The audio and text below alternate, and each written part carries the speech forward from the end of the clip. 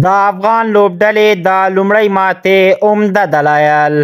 افغانستان د زیمبابوې په وړاندې د شلوري سیریز په لومړۍ لوبه کې له زیمبابوې د لوبې په وروستي بال ماتې وخوړه. که څه هم د افغانستان قوي بالنګ لاین اپ ته په کتو د 145 منډو هدف مناسب و،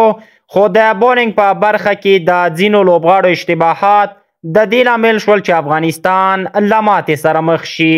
د افغانستان لپاره په توپ وهنه کې کریم جنت 54 او محمد نبی سخیل 44 منډې وکړې،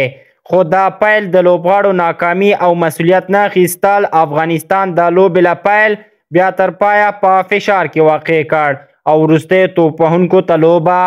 سخته شوه. بلخوا په توپ اچونه کې د افغان لوبغاړو لخوا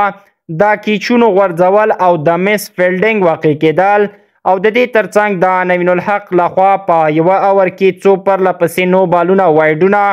افغانستان د ماتې خواته ورنږدې کړ، خو افغان لوبغاړو تر وروستي اوره مبارزه وکړه او د لوبې په وروستي بال له ماتې سره مخامخ شول. د افغانستان لپاره نوین الحق 3، راشد خان 2 او محمد نبی سخیل 1 وکټ ترلاسه کړه او په دې سره د افغانستان لپاره د سیریز پایل په ماتې سره و.